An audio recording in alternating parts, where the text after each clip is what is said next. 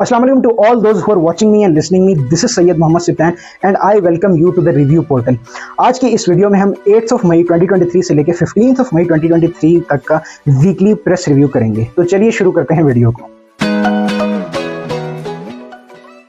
सबसे पहली न्यूज़ जो आज की हम आपके साथ शेयर करेंगे वो ये है कि अरब लीग में सीरिया को दोबारा शामिल कर लिया गया है।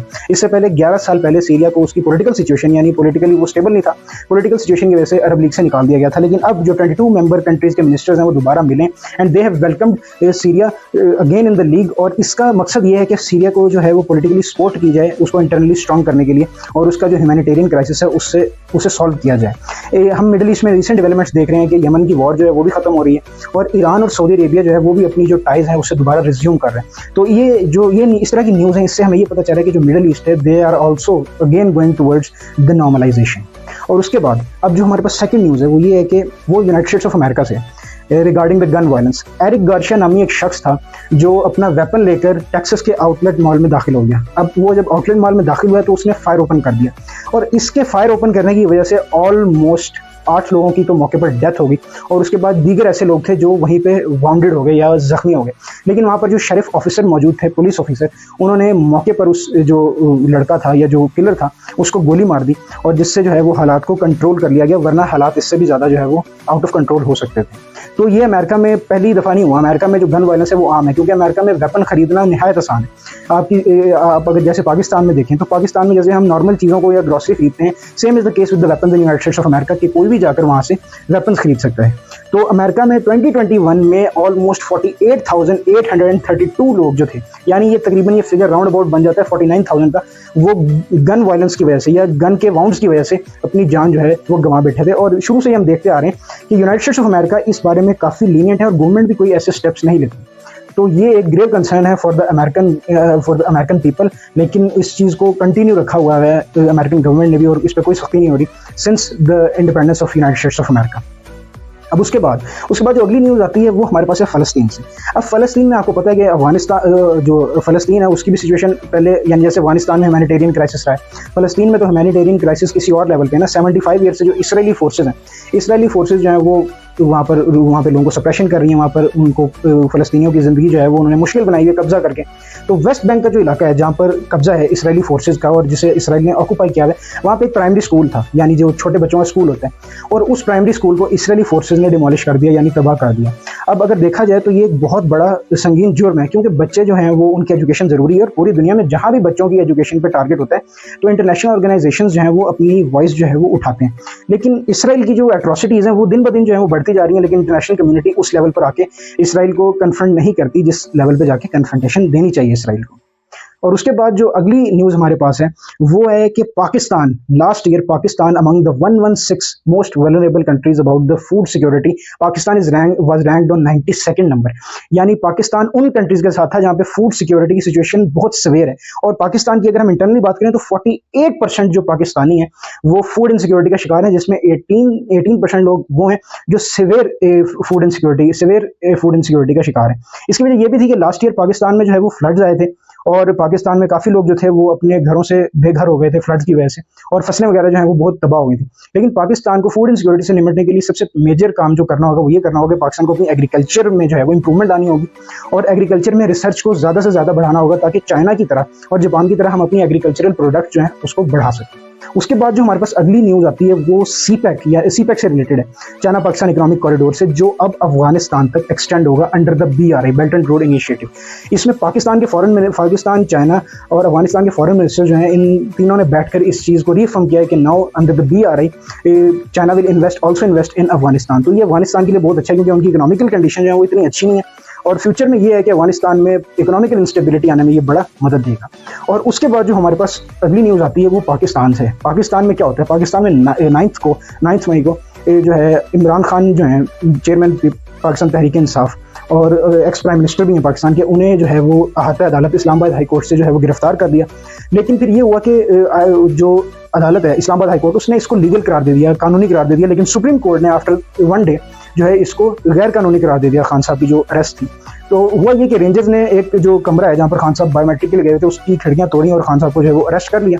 लेकिन फिर इसका ये क्या हुआ, इसका रिजल्ट क्या हुआ? इसका रिजल्ट ये हुआ कि पाकिस्तान के तमाम सूबों में जो है वो प्रोटेस्ट शुरू हो गए और वो लोग जो वायलेंस से फ़ायदा उठाते हैं उन्होंने जो है पब्लिक प्रॉपर्टीज़ को नुकसान पहुंचाना शुरू कर दिया। देखिए, एहतजाज जो है वो हर इंसान का हक है under the constitution of Pakistan, लेकिन जो पब्लिक प्रॉपर्टी है और जो गवर्नमेंट प्रॉपर्टी है उसे नुकसान पहुंचाना सरासर जो है वो जुर्म है under the Pakistan panel code.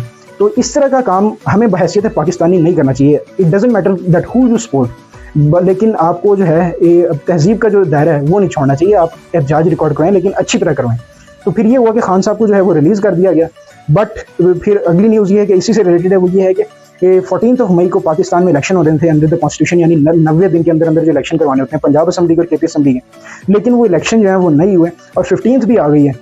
लेकिन सुप्रीम कोर्ट से जो है वो इलेक्शन कमीशन ने एप्लीकेशन दी है कि जो इनकी डेट है इनकी इलेक्शंस की इसको एक्सटेंड किया जाए। लेकिन फिर बात यह है कि सुप्रीम कोर्ट कह रही है कि 90 डेज जो है वो कंपलसरी हैं, that the state has to conduct elections within 90 days. तो अभी इस पर क्या फर्दर डेवलपमेंट्स होंगी ये हम आपको नेक्स्ट वीक वाली वीडियो में इंशाल्लाह ज़रूर शेयर करेंगे। उसके बाद जो हमारे पास न्यूज़ है वो पाकिस्तान की इकॉनमी के लिए बहुत अच्छी है, क्योंकि जो यूनाइटेड स्टेट्स की miracle salt works incorporate company है वो पाकिस्तान में अप टू $200 मिलियन की इन्वेस्टमेंट कर रही है। इससे क्या होगा? इससे ये होगा कि ये कंपनी जो है पाकिस्तान की जो खेड़ा सॉल्ट माइन है जहाँ से पिंक हिमालयन सॉल्ट निकलता है उसमें इन्वेस्टमेंट करेगी, उसकी क्यूरेशन करेगी और वहाँ से सॉल्ट निकालेगी। इससे पाकिस्तान जो है वो एस्टिमेटेड तौर पर ईयरली यानी एनुअली जो है पाकिस्तान $12 बिलियन जनरेट कर सकता है, जिसका फ़ायदा पाकिस्तान की इकोनॉमी को होगा। क्योंकि पाकिस्तान की इकोनॉमी काफ़ी अर्से से अनस्टेबल है और हम देखते हैं कि IMF के पास जब हम जाते हैं तो हम 1.3, 1.5 या $2 अरब की जो बेल आउट पैकेज होता है उसके लिए उन्हें रिक्वेस्ट कर रहे होते हैं। लेकिन अगर हम पाकिस्तान वाले जो हैं, अगर हम अपनी जो नेचुरल रिसोर्सेज हैं इनका यूज़ सही से करना शुरू कर दें तो वी कांट इमेजिन कि हम लोग क्या क्या जनरेट कर सकते हैं और किस सूरत में जो है किस अमाउंट में हमारा जो रेवेन्यू है वो ईयरली आ सकता है और हमारी इकोनॉमी कितनी ज़्यादा बेहतर हो सकती है। तो होप फॉर द बेस्ट, इंशाल्लाह पाकिस्तान विल प्रॉस्पर सून। और उसके बाद जो अगली न्यूज़ है हमारे पास वो है स्पोर्ट्स से रिलेटेड। अब अगर हम स्पोर्ट्स की बात करें तो स्पोर्ट्स में सबसे अच्छी न्यूज़ है रियल मैड्रिड फैंस के लिए, क्योंकि रियल मैड्रिड ने ओस्वाना को 2-1 से हराया लास्ट सैटरडे और उन्होंने 2014 के बाद अपना पहला जो है वो कोपा डेल रे का टाइटल जीता। इससे पहले 2014 में that was iconic goal of Gareth Bale, जिसके बाद रियल मैड्रिड ने कोपा डेल रे को लिफ्ट किया था। लेकिन अब 9 ईयर्स बाद रियल मैड्रिड ने ये टाइटल जीता है और ओवरऑल ये रियल मैड्रिड का 20th टाइटल है। और नेक्स्ट जो है वो प्रीमियर लीग की न्यूज़ है। प्रीमियर लीग की न्यूज़ ये है कि जो मैनचेस्टर सिटी जो है वो that is just 1 win away from the Premier League to be the Premier League champions. और आर्सेनल जो है वो सेकंड नंबर पे, लेकिन आर्सेनल का जो रन था वो बड़ा ज़बरदस्त रहा था। लेकिन मार्च तक Arsenal top of the table रहे, लेकिन 3-4 गेम्स ऐसी हुई जिसकी वजह से आर्सेनल जो है वो नीचे चला गया, सेकंड पोजीशन पे आ गया, because Arsenal has not won the Premier League for many years, almost for 12 और 14 ईयर्स, यानी इससे भी ज़्यादा जो है ना आर्सेनल नहीं जीता। तो आर्सेनल के फैंस के लिए बुरी खबर थी, लेकिन this run of Arsenal in the Premier League was very much good as compared to their previous performances in the past years. तो उसके बाद जो नेक्स्ट न्यूज़ है वो ये है कि फ्यूचर में अभी जो आज की न्यूज़ है वो ये है कि बार्सिलोना जो है वो अपना ला लीगा का टाइटल जो है वो जीत चुकी है। UCL कह रहा हूँ क्योंकि मेरे माइंड में असल में रियल मैड्रिड घूम रहा था इसलिए UCL निकल गया।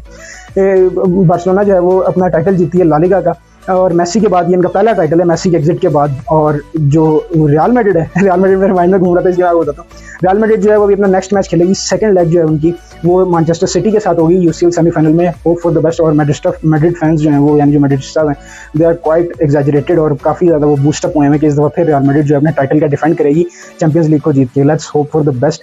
और उसके बाद जो अगली स्पोर्ट्स की डेवलपमेंट्स हैं वो एशिया कप से रिलेटेड है, लेकिन काफ़ी चीज़ें जो है वो अनसर्टेन है क्योंकि इंडिया जो है उसने सिक्योरिटी का इशू बनाया है कि पाकिस्तान में सिक्योरिटी नहीं है। और उसके बाद जो बाकी टीम्स हैं they are ready to travel to Pakistan. देखें पाकिस्तान में न्यूजीलैंड की टीम आ रही है, इंग्लैंड की टीम आ रही है, ऑस्ट्रेलिया की टीम आ रही है। अब इंडियंस जो हैं वो एलियंस तो हैं नहीं, they are also the human beings. और इंडिया की काफ़ी ऐसी टीम है जैसे ब्लाइंड क्रिकेट टीम है, वॉलीबॉल टीम्स हैं और बीच बॉल टीम्स हैं। नजम सेठी उस दिन यही कह रहे थे कि उन्होंने भी ट्रैवल किया है पाकिस्तान में आकर टूर्नामेंट्स खेले हैं। तो इंडियन क्रिकेट टीम जो है they should come to Pakistan और it will be good for the sport. और मैं यही कहता हूँ, हमेशा मेरा यही पॉइंट ऑफ व्यू रहा है कि पॉलिटिक्स का और स्पोर्ट्स का कोई ताल्लुक नहीं होना चाहिए।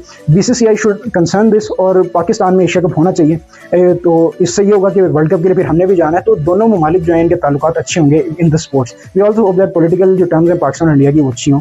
Let's hope for the best. और इंशाल्लाह अब हम आपसे मिलेंगे नेक्स्ट वीडियो में। तब तक के लिए अपना बहुत सारा ख्याल रखें, खुश रहें और अपने पेरेंट्स का बहुत ज़्यादा ख्याल रखें। अल्लाह हाफ़िज़।